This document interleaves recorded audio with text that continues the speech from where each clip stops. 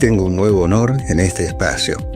En instantes tendré el gusto de charlar con Andrea Méndez Brandam, periodista y conductora especialista en sustentabilidad y regeneración, consultora empresarial especializada en comunicación estratégica de impacto regenerativo. Andrea es una profesional con valiosa experiencia en medios y consultoría y es fundadora del medio Noticias Positivas. Y Noticias Positivas es un medio de comunicación independiente e innovador que desde el año 2003 hace periodismo de soluciones y desde 2019 propone un periodismo regenerador y de triple impacto como concepto superador. Por supuesto, vamos a conocer los alcances y significados de estos conceptos, los cuales tienen mucha coincidencia de mirada con este humilde medio de radio online. Vamos entonces a nuestra comunicación telefónica con la periodista Andrea Méndez Brandam. Bueno, todas estas cosas lindas que les he contado nos llevan a esta comunicación telefónica con Andrea. Andrea, qué gusto saludarte, ¿cómo estás? Hola Carlos, muchísimas gracias por este ratito de conversa. Es que vale la pena, ¿no? Todos estos conceptos que ya llevan varios años, parece que ustedes empezaron ayer, ¿no? Pero ya han cumplido, ¿cuántos años estamos cumpliendo? Arrancamos en el 2003. Impresionante. Un montón de años, sí. Pero se pasó volando, ¿no? Seguramente han ido cosechando muy buenas recepciones. De hecho, he sido testigo de ver algunas en su propio sitio, precisamente, ¿no? Sí, la verdad es que, trabajar con el concepto de noticias positivas, eligiendo contactar y conectar con lo que funciona, siempre haciendo periodismo, porque yo creo que lo más interesante de Noticias Positivas es que siempre estuvo focalizado en la marca, en tanto la línea editorial, ¿no? Que es, como su nombre lo dice, son las noticias positivas, y siempre haciendo periodismo. Es decir, en estos años la comunicación cambió un montón. En 2003 no existían las redes sociales como las vemos ahora, no existía el contenido, no existían los creadores de contenido, los youtubers, nada de todo eso. Y nosotros, siempre fuimos grupos de distintos periodistas, pero siempre profesionales, ¿no? Haciendo periodismo. Y esto justamente sigue siendo de todas formas novedoso en todo este contexto que acabas de definir, porque es darle un sentido muy particular al periodismo que justamente ustedes, el equipo ha definido como un periodismo regenerativo, periodismo de soluciones, ¿verdad? Sí, es muy interesante porque hace varios años, yo diría hace 15 años, se empezó a hablar de periodismo de soluciones a nivel masivo. Nosotros ya lo veníamos trabajando desde el principio, porque como para diferenciarnos, ¿no? Dijimos, bueno, ¿qué es noticias positivas? Porque vos sabés cómo los periodistas tenemos que conectar siempre, y es sano hacerlo con una dosis de escepticismo, porque si no editorializamos.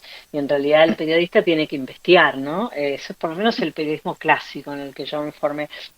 Y entonces la idea no era dar solo lo positivo, sino husmear en el periodismo. Y el valor agregado en ese momento vino en forma de soluciones. Ok, ¿qué información podemos compartir que sean soluciones para los problemas que tenemos hoy? Y eso fue al principio, hace ya varios años, no sé si 7 años posiblemente, nos dimos cuenta que tampoco alcanzaba, porque las soluciones que vinieron de la mano con el concepto de la sustentabilidad, que empezó a pisar fuerte ya a fin de la década del 80, ¿no? Y también en la Cumbre de Río, en 92, ya tuvimos todos claros y entendimos que ese concepto que acuñó la primer ministra de Noruega, Gro Harlem Brundtland, de ser sostenible, de cuidar los recursos, de trabajar con los recursos que tenemos hoy, pero cuidando que estén disponibles para las generaciones futuras. En un punto la verdad es que dejó de alcanzar, y no hace falta explicar mucho, lo vemos en el hoy. Entonces ahí empezamos a decir, bueno, ¿qué como si fuera un merengue y una torta, ¿no? Y me gusta mucho cocinar, yo pensaba, bueno, ¿qué otra vuelta le podemos dar a este merengue? Y cómo podemos tratar de elevar la vara un poquito, y ahí surgió la regeneración, el concepto de regenerar, que en realidad lo tomamos como siempre del ambientalismo, ¿no? Después de la sustentabilidad ahora se habla de la regeneración, porque ahora ya no alcanza con sostener, ahora además de sostener tenemos que regenerar, es decir, recuperar y, y darle nueva vida y nueva forma a lo que ya rompimos como sociedad, Mm, como cultura, y en el ambientalismo ni hablar, ¿no? absolutamente.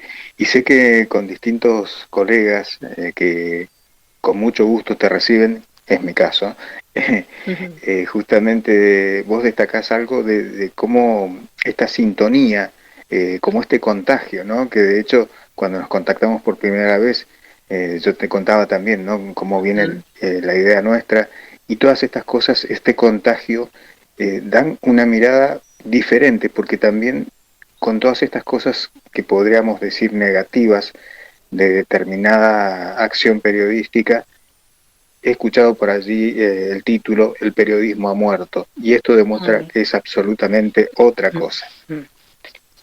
Sí, porque en realidad yo particularmente soy como me alejo de los absolutos, ¿no? Ni murió, ni está en su mejor momento de salud, ni está evolucionando, reevolucionando como todo, para un lado que nos gusta y nos suma como seres humanos o para un lado que no. La comunicación cambió, por lo tanto, las herramientas de comunicación están marcando otras necesidades y están también dando voz a un montón de personas, minorías o situaciones o organizaciones en el mundo que no tenían voz, y ahora la verdad es que todos pueden tener una radio, todos pueden tener un newsletter, todos pueden tener su diario, todos pueden tener un sitio web. Es gratis, literalmente, ¿no? Internet no es gratis, es otra charla, pero se puede, digamos, ¿no? No es que no hace falta como, no sé, trabajar en grandes diarios, como yo he trabajado, o los colegas, el periodismo clásico. Así que yo creo que te diría que se está reinventando. Y mi visión y las de otros colegas a los cuales me sumo, es que en realidad lo que vuelve es lo que ya decía Marshall McLuhan, ¿no? Que el contenido es el rey, pero en tanto el contenido formal, el contenido investigado, el contenido chequeado, ¿no? No el contenido, cualquier contenido, no el gatito que nos encanta. Eso no es una noticia. Yo a veces en las charlas digo, y el gatito que nos encanta y nos hace sentir bien, ¿es una noticia positiva? Y no, me encantan los gatitos, que ronroneen, que den vuelta, que coman ovillos, que jueguen con los niños, pero eso no tiene nada que ver, no es una noticia, es nada, es un dato. Absolutamente. Y vos sabés que traslado a todo esto a la experiencia, hablabas de las herramientas, por ejemplo, la inteligencia artificial, eh, he experimentado, ¿no? Con ChatGPT que cuando uno le pide, por ejemplo, buenas noticias, te puede conseguir a lo mejor los títulos, pero justamente ese trabajo periodístico del chequeo, de ver si es verdad, si es inventado y profundizar en el mensaje que tiene esa buena noticia, es un trabajo irreemplazable. Hay que hacerlo, hay que meterle el corazón ahí, ¿verdad? Lo que pasa es que nunca debemos olvidar que lo que es una herramienta y lo que es el pensamiento humano, es decir, lo que te va a buscar cualquier herramienta de tecnología, al fin del día, dicho muy simple, que me perdonen los especialistas, pero es en una gran base de datos. O sea, vos le pedís información y te la va a encontrar como una palabra, te va a encontrar un dato, pero después la valoración, la jerarquización de ese contenido y el valor agregado de ser humano, digamos, de pensamiento humano, por ahora y de momento, está cerca en algunos casos, dicen, pero bueno, no va a ser otra cosa, ¿verdad? O sea que buscar información, y ahí yo creo que es súper importante ver para qué uno utiliza las herramientas, no confundir la herramienta con el medio, y mucho menos con el mensaje. Yo también uso inteligencia artificial, yo creo que escuché, no recuerdo la fuente, pero hablando sobre esto del periodismo, que decían también sobre esta pregunta, ¿no? Si se murió el periodismo. En realidad, lo que se van a morir son los periodistas que no usen las herramientas tecnológicas, porque sencillamente te quedas afuera. Te quedas afuera de la velocidad de procesar la información. Así como yo creo que también te quedás afuera de un nicho o de una oportunidad si no seguís trabajando con tu cabeza, si no seguís leyendo, si no seguís dudando, si no seguís cuestionando, si no seguís fijándote en propósito, ¿verdad? Absolutamente. Ahora volvamos un poquito a la historia de Noticias Positivas. Nos hablabas del 2003. ¿Cómo se venía gestando este hijo que ya ha crecido, ¿no?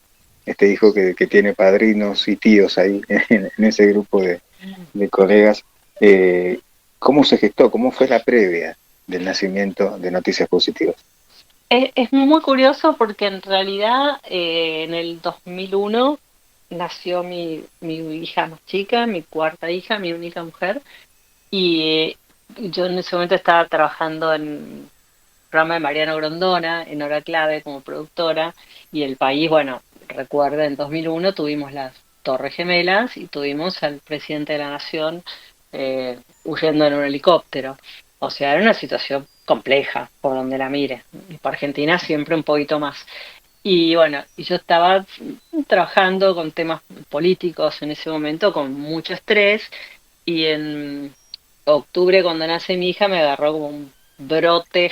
Dije, wow, qué irresponsabilidad, la luz de la sustentabilidad, la luz de traer otro hijo a este mundo. Digo, ¿qué mundo le estamos dejando, le estoy dejando? Y ahí empecé como a activar, a buscar algo distinto en el periodismo. Y la verdad es que yo no di con no salió de mi cabeza el concepto de noticias positivas, sino que lo encontré en internet de un medio inglés que se llama Positive News. Y me Uh-huh. fascinó, me fascinó. Yo siempre investigo y eso es lo interesante también de la gente que investiga, porque si no, yo veo mucho, a veces, en algunos casos, los más jóvenes inventan la pólvora, ¿no? Que inventan lo que ya está inventado. Entonces eso se pierde un montón de tiempo, porque no es construir sobre un cimiento de lo que está y mejorarlo, agregarle valor, sino es todo el tiempo como volver sobre lo mismo, como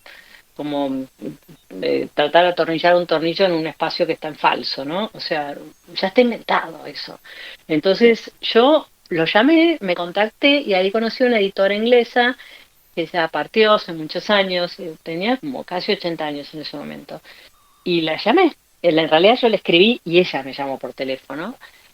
Y estaba fascinada, porque yo le había escrito que tenía esta inquietud, la verdad, como te lo conté recién, que tenía esta inquietud, que trabajaba en periodismo hace muchos años, que di con ellos y la felicité, me fascinó. Y ella me llamó y me dijo, bueno, ¿y por qué no lo armás en Argentina? Y me preguntó más o menos que se hablaba en Argentina, pues no tenía ni idea dónde quedaba Argentina. Y ahí me dijo, bueno, si vos querés, yo soy tu coach y te mentoreamos. Y así empezó. Y la verdad es que colaboramos juntos durante muchísimos años, de hecho a veces lo hacemos y eso fue la verdad, un empujón inmenso porque ella también siempre me impulsó a tener la impronta local, porque claramente nuestra cultura no tiene nada que ver con la cultura inglesa. Ellos, por ejemplo, editaban un periódico 4 veces al año, además de revistas y otras cosas, y el periódico lo tenían en un montón de cafecitos y la gente los leía durante 2 meses. O sea, los leía, los doblaba, los guardaba, imagínate, es imposible. Yo le explicaba y ella no podía creer, le digo, no, acá no, usan para envolver huevos, no, pero ¿cómo? Si se puede releer, no, acá no estaría sucediéndole. Y bueno, y así fue muy interesante y lo mismo aprendí algo que es me acompañó hasta el día de hoy, que ella me explicó que la diferencia de este medio de comunicación, de este nombre de Noticias Positivas, con otros era que desde la publicidad se tenía que leer con el mismo criterio que contenido. No podía disociarse, es decir, yo no podía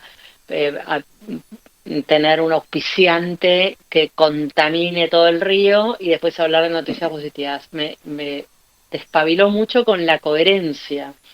Sí. porque ya en Inglaterra en ese momento ya tenían sponsors de energías renovables, de un montón de cosas que acá no había. No había, literalmente no, yo le explicaba, no existe acá eso, no existe un panel solar en ese momento. Y bueno, y ella me dijo, bueno, entonces tenés que tener, y me lo resumió muy simpática, uno de los malos y un montón de los buenos gratis. Y así hice mi primer programa de radio con el sponsor que era YPF, porque en ese momento YPF tenía las guías YPF, teníamos programas de lo que se llama responsabilidad social muy, muy buenos, con un señor, Sí. el gerente se llama Silvio Schlosser, muy de vanguardia, trabajaban en comunidad, casi te diría que era, hoy podrían ser una empresa B certificada, más o menos, esa acción, pero era una Ujú. petrolera. Y yo le dije a la editora inglesa, bueno, yo tengo esto y si no, no puedo hacer radio. Bueno, hacelo, pero compensa con un montón, muy viva, vivísima. Y así, bueno, y así crecimos. Con toda esa historia de un hijo, literal, como dijiste. Sí, sí, me imaginaba, no me acordaba del dato específico, pero ahora nos la trajiste a la memoria. Pero hablando de memorias, bueno, también es todo ese trabajo previo, todo ese bagaje periodístico. Mencionaste solamente uno de los grandes programas donde justamente la producción es como ese raspar bien la información Mm. y hasta ponerle ingredientes, también hablaste de cocina, Ajá. obviamente todos ingredientes sanos y reales, ¿no? No inventados. Todo ese trabajo sin duda te pone una base muy necesaria para hacer este tipo de proyectos, a mí me parece humildemente, ¿no?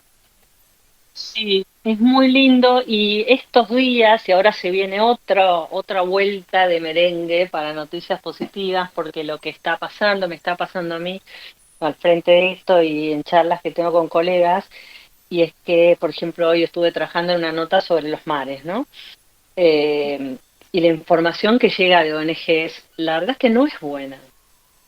Entonces uno, digo, bueno, ok, en noticias positivas el público espera ya en este punto.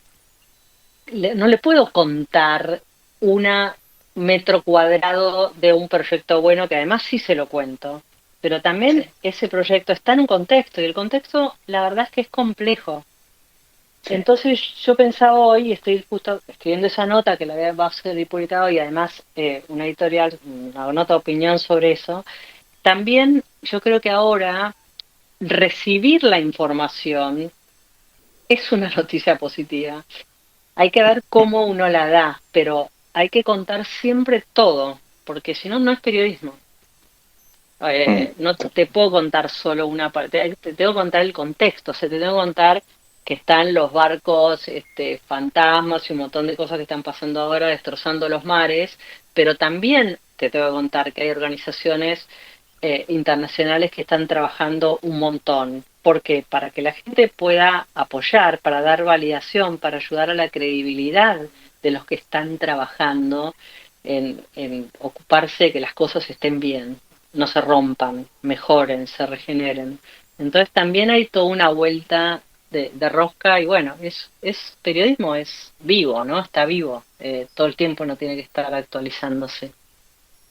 absolutamente, además el hecho de ser un medio como que te pone esa responsabilidad cuando uno ve en redes la abundante desinformación, esa información abundante desinforma y al darle un contexto a todo lo bueno, como bien decís, da esa credibilidad tan necesaria en estos momentos.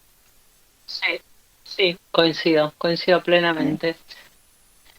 Eh, bueno, realmente yo quería empezar, porque yo te amenacé en la previa, ¿no? Que la idea no es hacer una sola charlita, hay muchas cosas que se pueden aportar. Justamente Noticias Positivas está evolucionando y esta sinergia entre diferentes medios, pequeñitos como el mío, grandes como el tuyo, pero que suman, ¿no? Que creo que es importante estas coincidencias se terminan convirtiendo en una noticia positiva adicional. Totalmente, yo siempre creo que hay que trabajar en equipo, que hay que colaborar.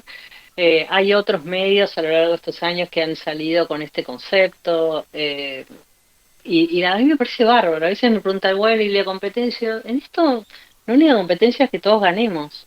La verdad es que cuanto más enterados estemos también, como decimos, no solo en la era de la desinformación, sino en la era de ni siquiera la información. Porque antes yo creo que era, bueno, estamos mal informados, fake news. Ahora cada vez la gente le importa menos enterarse. Hay como una baja libido, deseo de enterarse de lo que está pasando y, y en un punto hay que comprender también que cuando el problema es tan grande por todos lados y además uno tiene sus propios problemas y además vivimos en Argentina, etcétera, etcétera, y otros países de América Latina, del mundo, pues ya no se salva nadie. Entonces da mucho miedo y uno no quiere informarse, no quiere enterarse. Y en ese no enterarnos, y bueno, no te enteras de nada, de lo bueno, de lo malo, de lo que te puede salvar, de la información que te puede hacer bien, no te enteras de nada. Y Mm. los niños tampoco se enteran. Entonces ahí Eso, está el otro tema, la depresión, eh, el nerviosismo que hay en muchos chicos, la falta de atención, hay muchas cosas que hay que trabajar. Eh, bueno, muchas personas en el mundo están no escolarizando sus hijos también. Hay como movimientos en el mundo de decir, bueno, volvemos a la naturaleza. También la otra pregunta es a qué naturaleza si rompemos todo. Entonces por eso hay que enterarnos de las cosas que están pasando y ciertamente en muchísimos aspectos estamos mejor también que antes. Y es como una mm, contradicción, ¿no? Pero es así, cierto, convivimos con todo. así es, así es. Bueno, yo siempre trato de cerrar con algo reflexivo que nos sirva a todos, obviamente, y a veces en determinadas profesiones eh, dejo un mensaje para aquellos jóvenes que inician una profesión. En este caso, yo quiero aprovechar tu experiencia y tu contacto con tantos lectores, oyentes, televidentes, etcétera, que te permite conocer ese público que en este caso nos está escuchando. ¿Qué recomendaciones darías sobre esta, lo que mencionamos recién, esta sobreexposición a información que a veces contamina en vez de sanar? ¿Qué reflexión nos dejarías? Obviamente a mí también, sumándome a todos ellos. Cuidar la energía personal, cuidar la información que consumimos, esa fue una cortina en el programa de radio durante como 15 años. Cuidar, somos lo que comemos y también somos lo que dejamos que ingrese a nuestro cuerpo y a nuestras cabezas. Entonces, si a la mañana escuchaste que hubo un accidente de tránsito, tenés que saber que a lo largo del día vas a escuchar la misma noticia 700 veces. Y si vos te quedás en distintas radios buscando la misma noticia, al fin del día tu cabeza y tu alma no vas a ver si pasaron 700 accidentes o uno. Entonces estás totalmente atrapado. Y en una charla de café lo más probable es que, uy, viste, hoy punto, tremendo el tránsito, punto. Te quedaste ahí y te perdiste un montón de cosas. Entonces hay que ser selectivo también con la información y cuidar la energía de uno. Es así, ser selectivo, apagar las redes, no estar un montón de horas scrolleando con las redes sociales, eh, volver a los libros, ¿no? Un tiempo de reflexión, generar conversaciones interesantes, cuestionar, observar, parar un poco, como el movimiento slow food que nació en Italia como contraposición al fast food, las Sí, comidas rápidas, parar un poco, ¿no? Parar un poco y pensar dónde estamos y hacia dónde queremos ir. Yo creo que eso es un montón. qué fantástico, fantástico. Bueno, en vez de, por supuesto, nos vamos a despedir con un saludo, pero casi de pre-cierre, aprovechamos esta charla con vos y adicionamos una buena noticia de que volveremos a charlar dentro de poquito. Perfecto, muy agradecida. Bueno, te agradezco mucho el ratito y la posibilidad de charlar y bueno, te mando un abrazo grande desde aquí. Muchísimas gracias y a toda la audiencia y bueno, siempre para el Frenchy, siempre para adelante.